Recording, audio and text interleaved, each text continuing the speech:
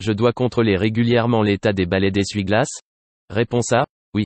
Réponse B, non.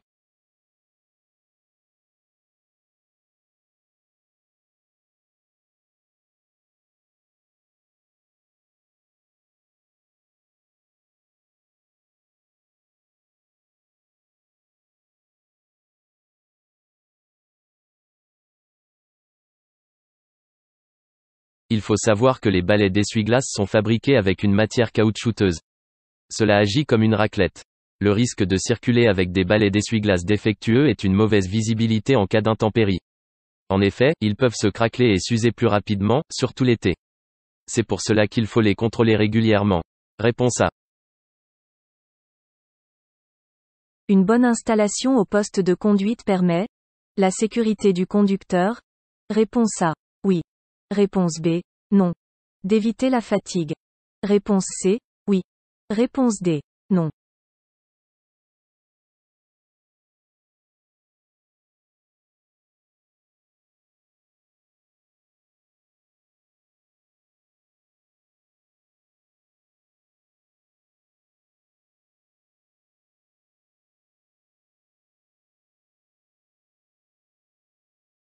Une bonne installation au poste de conduite permet d'avoir un accès rapide et facile aux commandes, embrayage, frein et commandes au volant, de voir la route pour la sécurité de tous, mais également d'éviter la fatigue.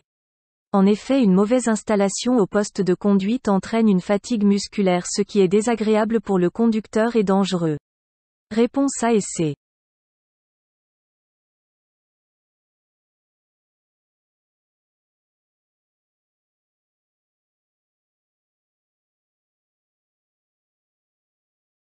Je peux faire un appel lumineux au poids lourd. Réponse A. Oui. Réponse B. Non.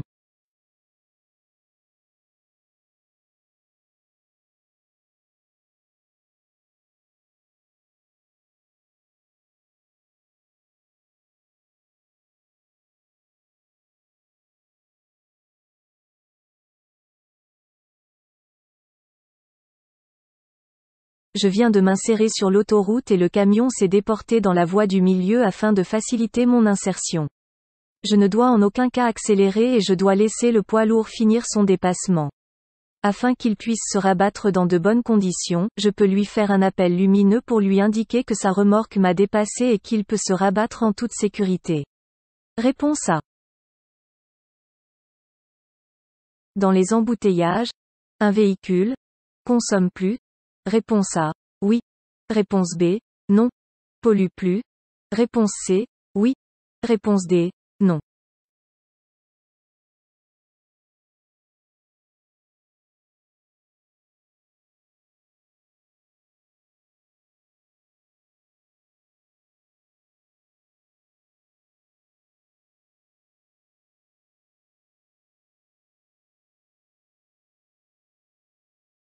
Dans les embouteillages, cela ne sert à rien d'avancer 5 mètres puis de s'arrêter et ainsi de suite. En faisant de la sorte, on reste toujours en première vitesse et on consomme beaucoup. On pollue plus du fait que l'on démarre puis on s'arrête. Réponse A et C. Un conducteur diabétique sous insuline doit obligatoirement passer une visite médicale auprès de son médecin traitant? Réponse A, oui. Réponse B, non. Auprès d'un médecin agréé? Réponse C, oui. Réponse D, non.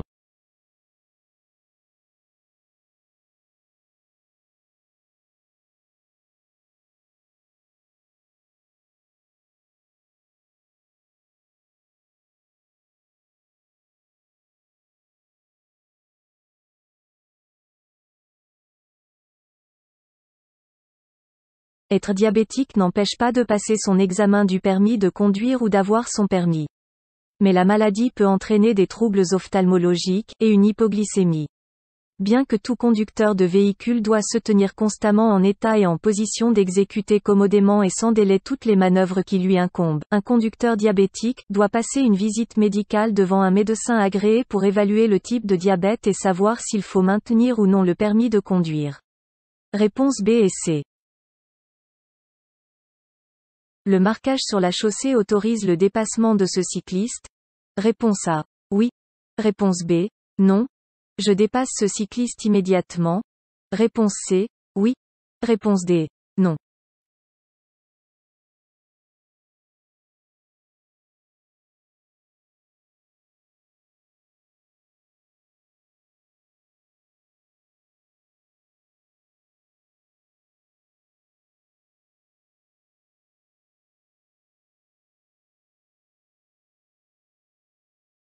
Il est autorisé de dépasser un cycliste en chevauchant la ligne continue uniquement. Personne n'arrive en face, je peux dépasser ce cycliste. Réponse A et C. Le témoin d'usure indique l'état du pneu. Réponse A, oui. Réponse B, non. La pression du pneu. Réponse C, oui. Réponse D, non.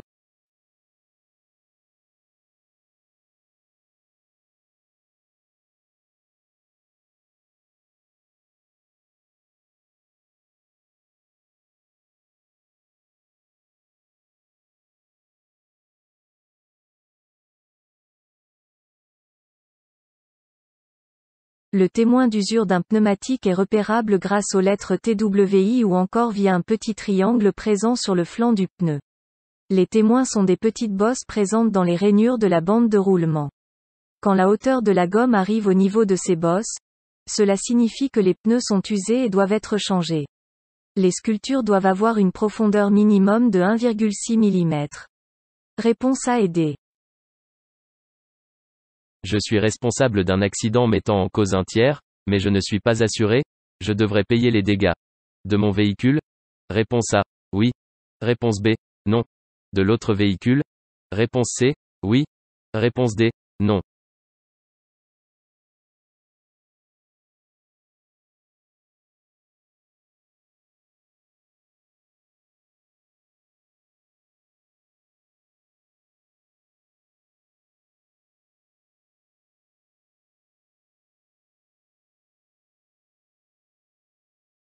Conduire sans assurance est une infraction qui est lourdement sanctionnée en France. En cas d'accident de la route responsable, je devrais payer les dégâts de mon véhicule ainsi que ceux de l'autre véhicule. Réponse A et C. Je prendrai une sortie pour aller en direction de l'A89. Réponse A, oui. Réponse B, non.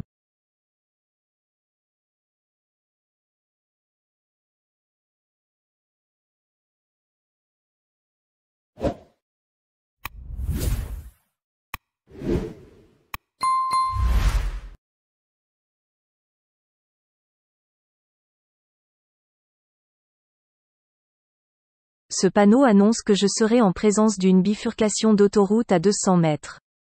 C'est-à-dire que l'autoroute va se diviser en deux parties, une partie pour aller vers l'A6 et la seconde partie pour aller en direction de l'A89. Il ne faut pas confondre avec le panneau de sortie qui est à fond blanc. Réponse B. Personne n'est présent derrière moi. Pour changer de direction, l'usage du clignotant est facultatif. Réponse A, oui. Réponse B, non. Obligatoire. Réponse C, oui. Réponse D, non.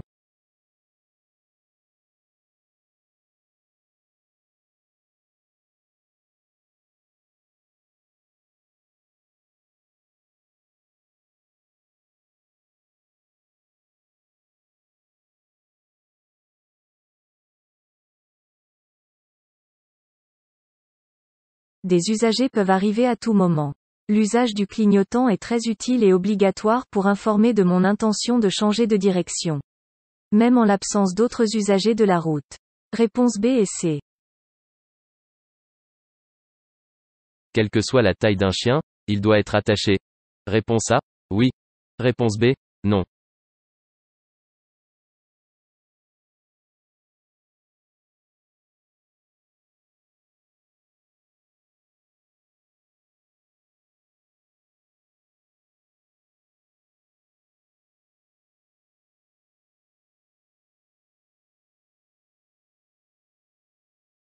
Le transport d'un animal non attaché dans un véhicule représente une infraction au code de la route et le conducteur s'expose également au danger.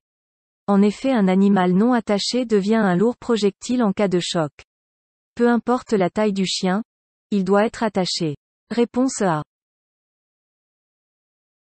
Dans ce tunnel hors agglomération, je circule. Réponse A, en feu de position uniquement. Réponse B, en feu de route. Réponse C, en feu de croisement.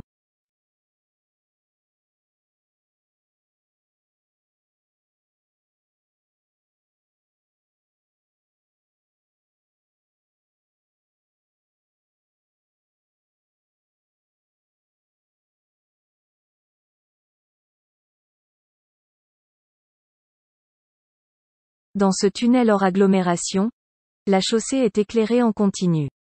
L'utilisation des feux de position n'est autorisée uniquement en ville sur une chaussée éclairée. L'utilisation des feux de route est interdite lorsqu'il y a de l'éclairage et je risque d'éblouir les autres usagers. Je circule en feu de croisement. Réponse C. Le panneau « chaussée glissante » est. Réponse A, un panneau permanent. Réponse B, un panneau temporaire. Hors agglomération. Ce panneau prend effet. Réponse C, à 50 mètres. Réponse D, à 150 mètres.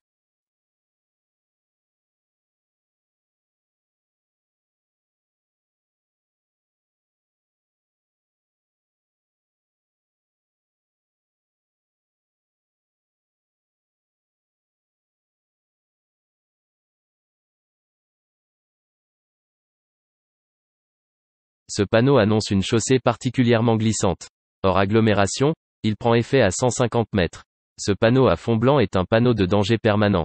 Dans le cas d'un panneau temporaire, il serait à fond jaune. Je reste vigilant à la vue de ce panneau. Réponse A et D. Je circule. Réponse A, en feu de route. Réponse B, en feu de croisement. Réponse C, en feu de brouillard avant. Réponse D, en feu de brouillard arrière.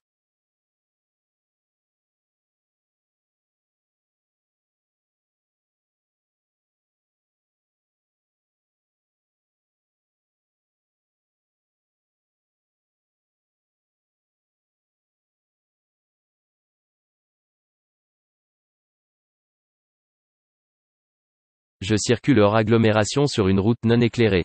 Je dois normalement utiliser les feux de route, mais dans cette situation je risque d'éblouir les usagers qui arrivent devant moi. Je reste en feu de croisement. Réponse B. L'une des principales causes d'accidents sur autoroute est la fatigue. Réponse A, oui. Réponse B, non.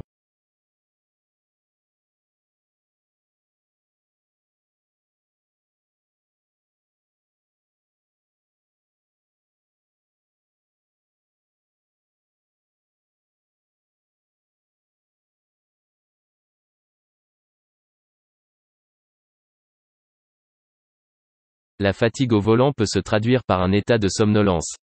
La monotonie du paysage entraîne de la fatigue. C'est l'une des premières causes de mortalité sur autoroute. Réponse A. La limitation de vitesse prend effet. À partir du panneau. Réponse A, oui. Réponse B, non. À partir du ralentisseur. Réponse C, oui. Réponse D, non.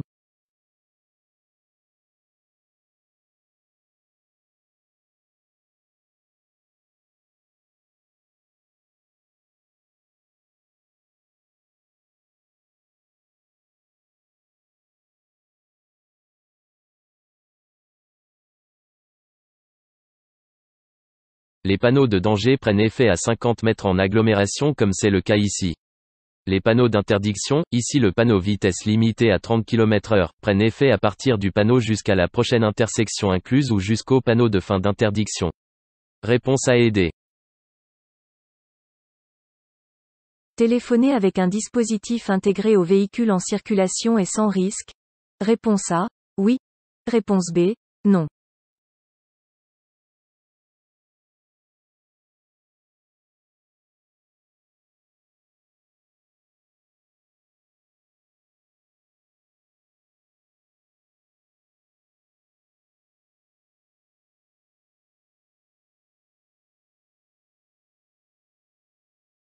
Conduire un véhicule n'est pas chose facile.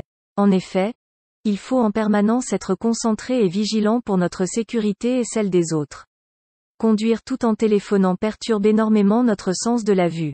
Notre perception d'indice est donc moins fiable. Téléphoner avec un dispositif intégré n'est donc pas sans risque. Réponse B. Si mon véhicule dévie en ligne droite, il convient de vérifier que cela ne vienne pas. Réponse A. D'une pression inégale dans mes pneus avant. Réponse B. Du parallélisme. Réponse C. D'un mauvais réglage des rétroviseurs. Réponse D. Des amortisseurs.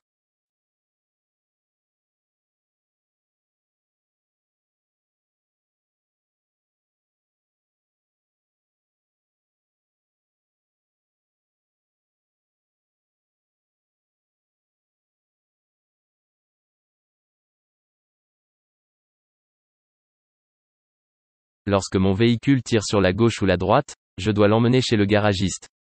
En effet, il se peut que la pression de mes pneus ne soit pas bonne, qu'il y ait un problème de parallélisme ou qu'un amortisseur se soit usé plus vite que l'autre. Je fais les réparations au plus vite, car conduire avec ce genre de problème est dangereux. Réponse A, B et D.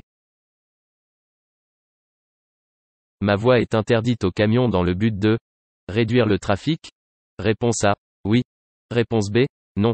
De fluidifier le trafic. Réponse C, oui. Réponse D, non.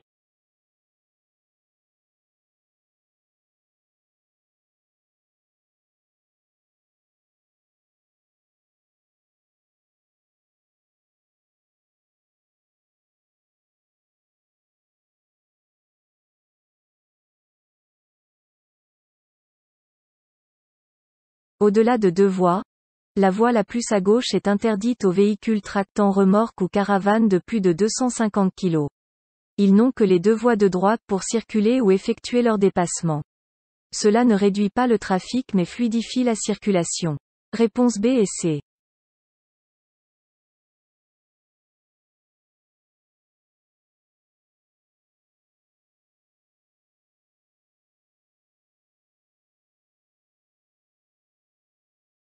À la sortie d'un tunnel, la vue du conducteur se réadapte en moyenne, au bout de 5 à 10 secondes. Réponse A, oui. Réponse B, non. Au bout de d'1 minute. Réponse C, oui. Réponse D, non.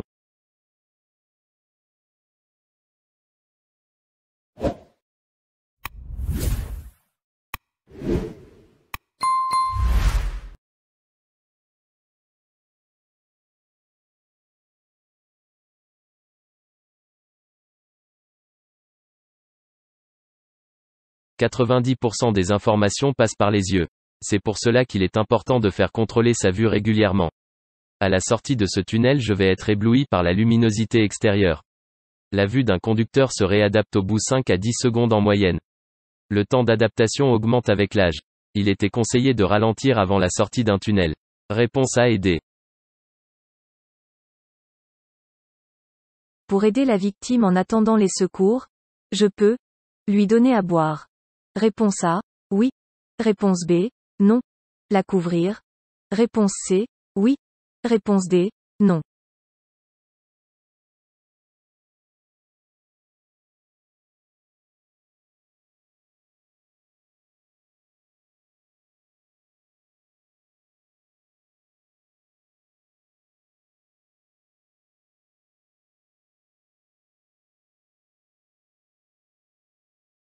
En attendant les secours, je dois rester avec la victime. Je pense à la couvrir et à la réconforter pour la rassurer. Ne jamais donner à boire, même si la victime réclame, au risque qu'elle s'étouffe. Ne jamais la déplacer au risque d'aggraver ses blessures ou de lui en provoquer. Réponse B et C. Lorsque je roule à 90 km/h, je parcours environ.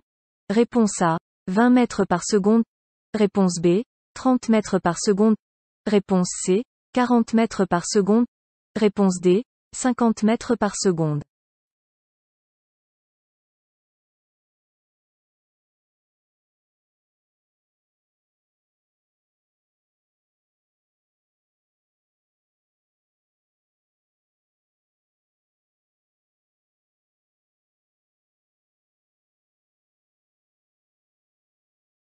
Pour connaître la distance que je parcours en 1 seconde, c'est-à-dire pendant mon temps de réaction, je prends le chiffre des dizaines de la vitesse à laquelle je roule et je le multiplie par 3.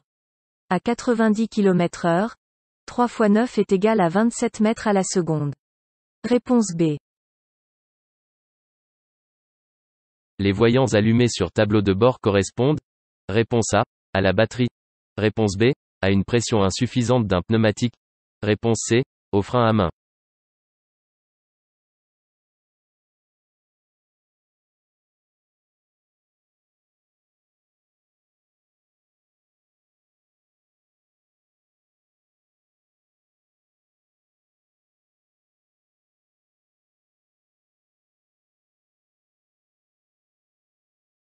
Le voyant carré avec le plus et le correspond à la batterie. Le voyant avec le point d'exclamation correspond au serrage du frein à main mais peut aussi s'allumer lorsque les plaquettes de frein commencent à être usées. Réponse A et C. Les balises indiquent une intersection. Réponse A, oui. Réponse B, non. Un danger. Réponse C, oui. Réponse D, non.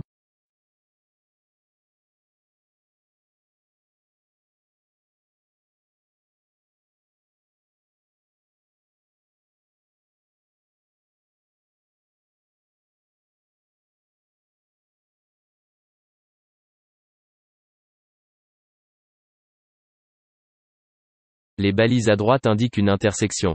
Elles ne m'annoncent ni le régime de priorité, ni un danger. C'est un panneau triangulaire qui annonce le danger.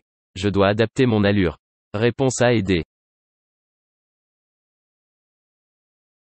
Dans cette montée, le croisement est difficile. Je dois reculer. Réponse A, oui. Réponse B, non. Le véhicule en face doit reculer. Réponse C, oui. Réponse D, non.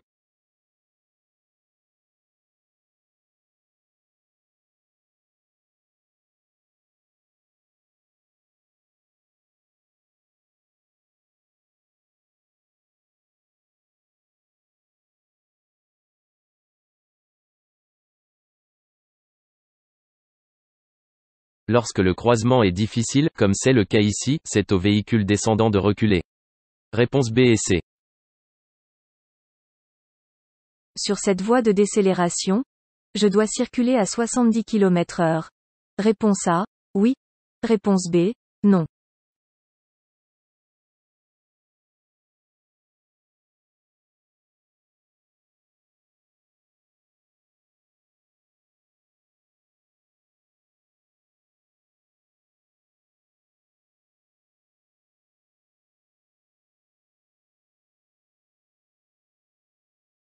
Je circule sur une voie de décélération, elle permet de ralentir pour sortir sans gêner la circulation de la voie rapide. Les panneaux de limitation de vitesse sont des vitesses maximales autorisées. Cependant, je ne dois pas circuler à 70 km/h. Je dois par contre adapter mon allure en fonction de la situation. J'approche d'un virage, j'adapte alors ma vitesse. Réponse B. Les sièges de sécurité pour enfants sont sélectionnés en fonction de Réponse A, du type de véhicule. Réponse B, de la taille de l'enfant. Réponse C, de l'âge de l'enfant.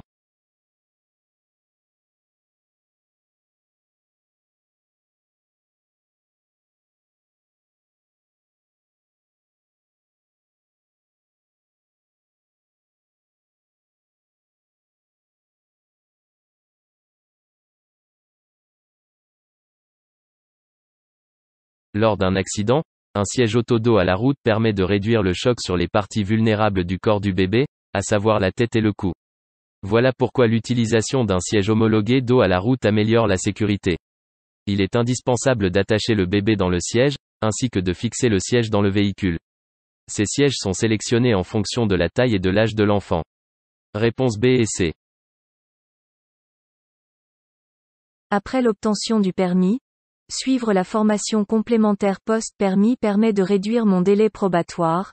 Réponse A, oui. Réponse B, non.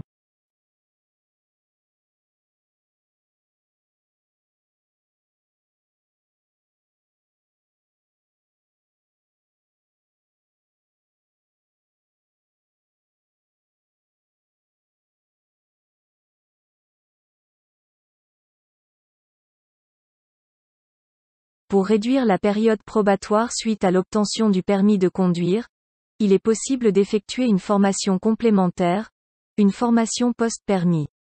Elle permet de réduire la période probatoire de 3 ans à 2 ans, et de 2 ans à 1 an et demi après avoir suivi la conduite accompagnée. Elle doit se faire entre le 6e et le 12e mois après l'obtention du permis. Cette formation dure 7 heures. La période probatoire sera donc réduite en effectuant cette formation mais en n'ayant commis aucune infraction entraînant une perte de points. Réponse A. Dans cette situation, je me rabats derrière cette voiture. Réponse A. Oui. Réponse B. Non. Je continue mon dépassement. Réponse C. Oui. Réponse D. Non.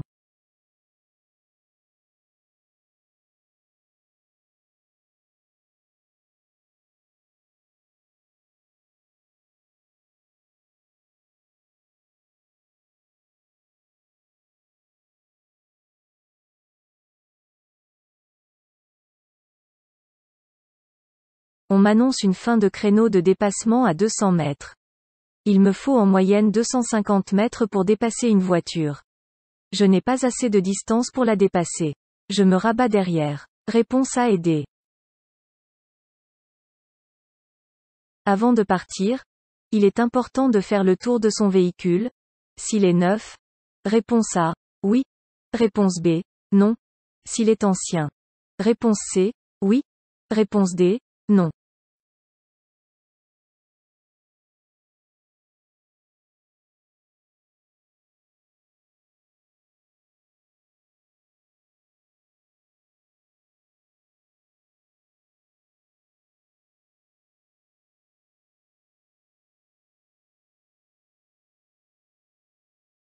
Il est fortement conseillé de faire le tour de son véhicule avant de partir, qu'il soit neuf ou ancien.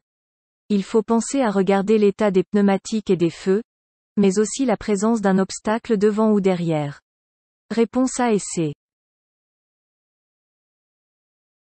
Lors d'un contrôle routier, je ne suis pas en mesure de présenter mes papiers, je risque une amende. Réponse A. Oui. Réponse B. Non. J'ai un délai de 5 jours pour les présenter. Réponse C. Oui. Réponse D. Non.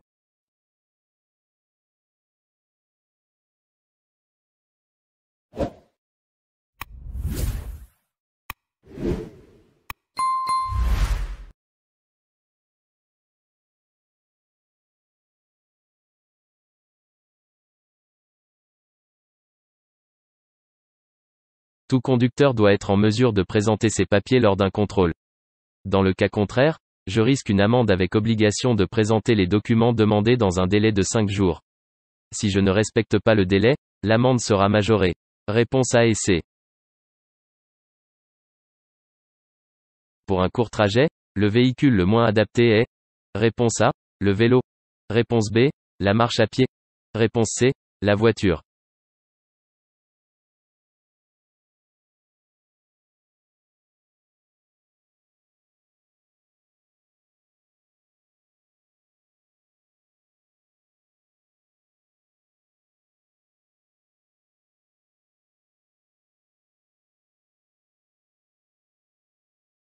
Le vélo est un mode de transport très efficace du point de vue énergétique. Il est 2 fois plus efficace que la marche. Il est d'ailleurs plus efficace que tous les autres transports, y compris la voiture et les transports publics. Grâce aux bandes cyclables, la circulation est plus facile et rapide. Pour un court trajet, le véhicule le plus adapté est le vélo et le moins adapté la voiture. Réponse C. Le camion de droite effectue une livraison. Je m'arrête juste derrière lui. Réponse A, oui. Réponse B, non. Je dépasse. Réponse C, oui. Réponse D, non.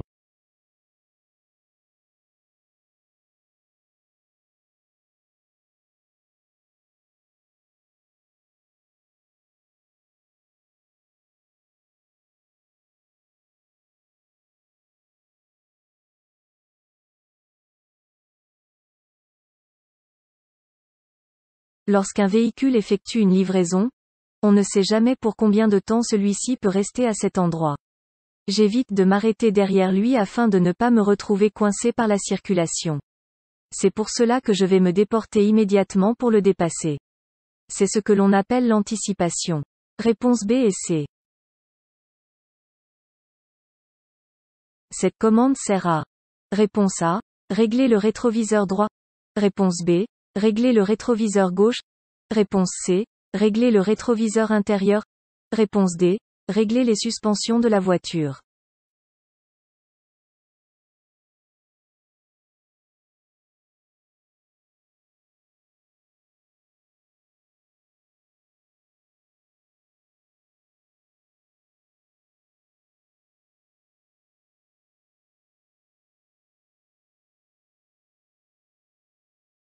Cette commande permet de régler les rétroviseurs extérieurs. Il suffit de tourner la molette du côté du rétroviseur à régler et de manipuler la commande comme une manette de jeu de façon à faire un réglage correct. Réponse A et B. La trajectoire des deux roues est toujours prévisible? Réponse A, oui. Réponse B, non.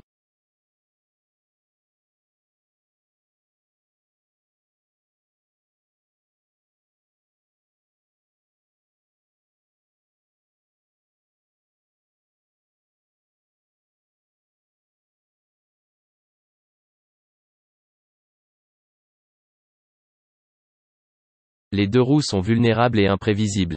Ils peuvent se faufiler à n'importe quel moment et n'importe où. Il est donc préférable dans ces cas-là, d'augmenter les distances de sécurité et de se méfier. Réponse B.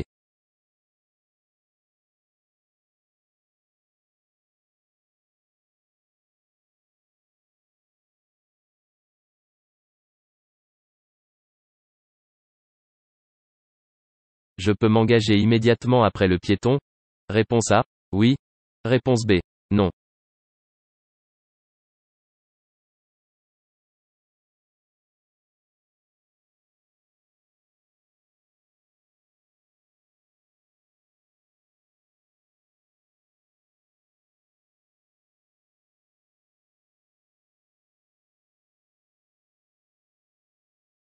Ici, je cède le passage à un piéton. C'est la bonne conduite à tenir. Mais attention de ne pas s'engager tout de suite derrière ce piéton. En effet, il peut revenir rapidement sur ses pas. En observant à droite, un second piéton arrive pour s'engager. J'attends. Réponse B. Je me situe dans une zone de rencontre. Réponse A. Oui. Réponse B. Non. Dans une zone d'incertitude. Réponse C. Oui. Réponse D. Non.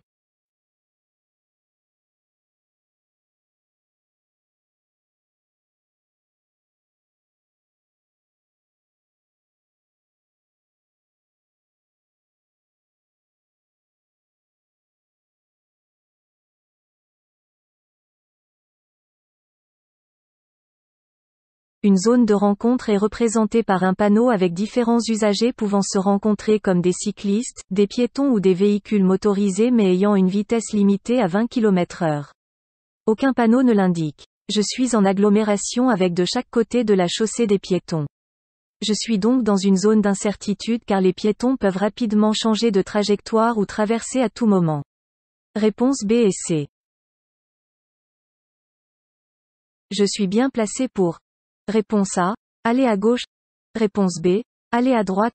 Réponse C. Aller tout droit. Réponse D. Stationner.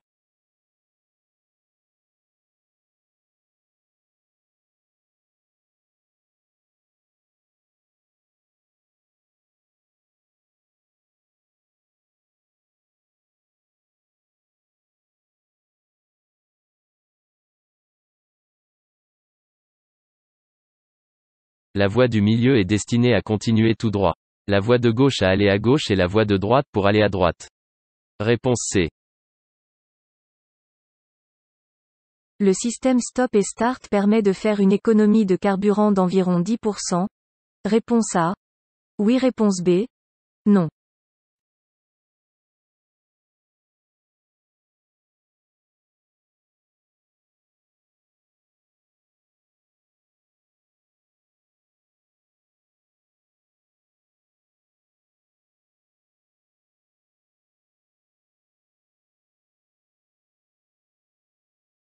Le système stop et start est un dispositif qui coupe automatiquement le moteur dès que la voiture est à l'arrêt.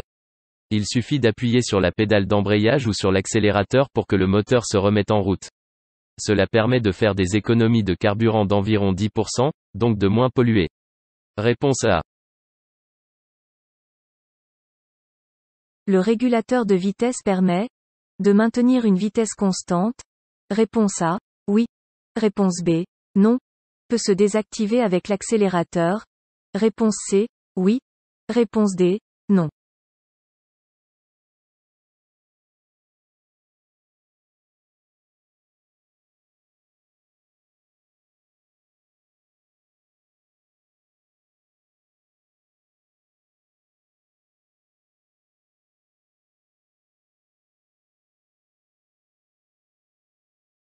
Le régulateur de vitesse permet de garder une allure constante mais en aucun cas de maintenir une distance de sécurité avec le véhicule devant moi, sauf s'il est adaptatif. Je dois le désactiver de façon à respecter les distances de sécurité avec l'embrayage, le frein ou par le biais de la commande. Réponse A et D.